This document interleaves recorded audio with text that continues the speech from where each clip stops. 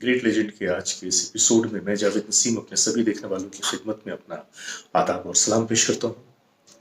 आज एक बार फिर एक छोटी सी कहानी लेकर आप लोगों की खिदमत में हाजिर हुआ हूँ। इंसान की बड़ाई उसकी दौलत, उसकी शोहरत, उसकी प्रॉपर्टीज में नहीं होती, बल्कि इंसान की बड़ाई उसके किरदार में होती है, उसके इखलाक में होती है।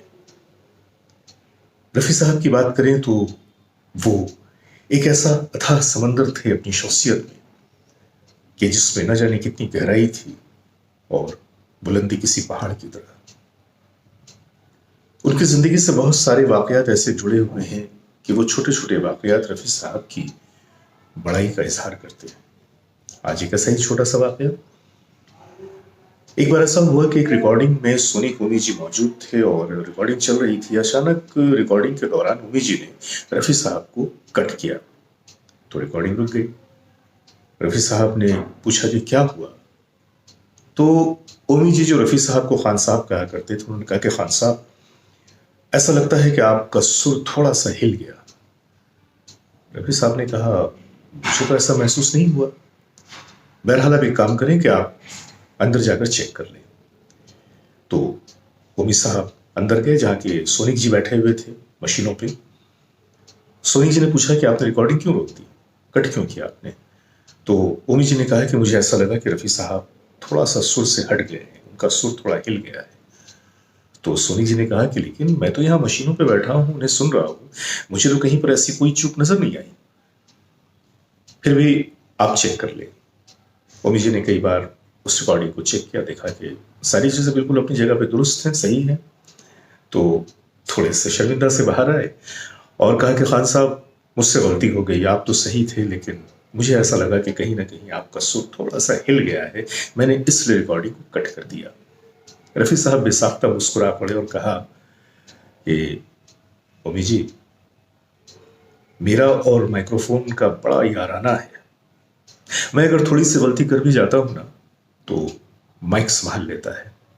ये कह के मुस्कुरा पड़े, सारे लोग हंस पड़े और ओमी साहब ने कहा कि नहीं, मुझसे गलती हुई, गलती मेरी थी, मेरे कानों ने मुझे धोखा दिया, आपकी आवाज अपनी जगह बिल्कुल सही है।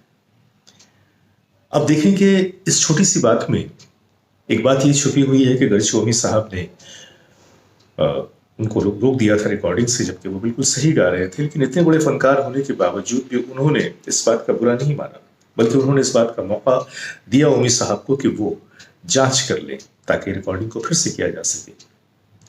रिकॉर्डिंग हुई और बहुत कामयाब हुई। ओमी साहब गर्चे बड़े आला फनकार थे।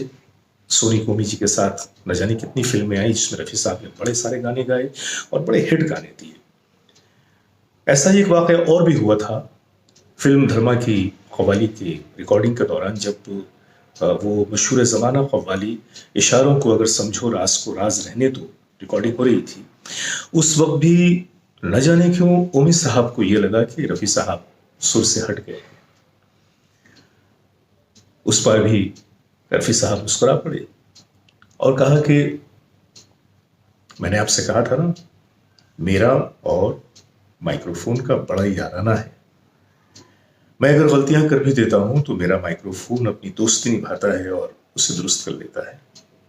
ये तो खैर कहने की बात थी, लेकिन रफ़ी साहब ने कभी भी इस तरह से अपनी बड़ाई का इजहार नहीं किया, ना ही अपनी ईगो को कभी दरमियान में लाए, ना कभी ये जताया कि मैं बहुत बड़ा फनकार हूं, मुझसे गलती नहीं हो सकती, बल्कि वो हमेशा एक ही बात कहते थे कि मैं इंसान हूं, गलतियां तो हो ही सकती, और जब कभी उन्हें जरा सा भी अपनी गलती का एहसास हुआ तो फौरन उन्होंने अपनी उस गलती का सुधार किया।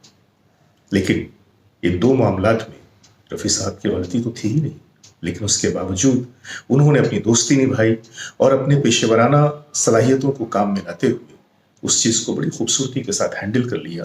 इससे और भी ज्यादा उनकी मकबूलियत में इजाफा हुआ।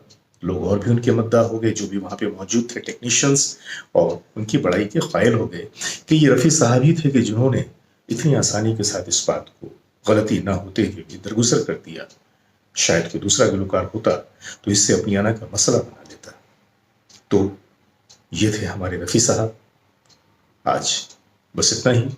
मिलते हैं फिर किसी छोटी सी कहानी के साथ, क्योंकि बड़े लोगों के साथ छोटी छोटी कहानियां जुड़ी होती हैं और ऐसी सैकड़ों कहानियां हैं जो रफ़ी साहब की जिंदगी के साथ भी जुड़ी हुई हैं।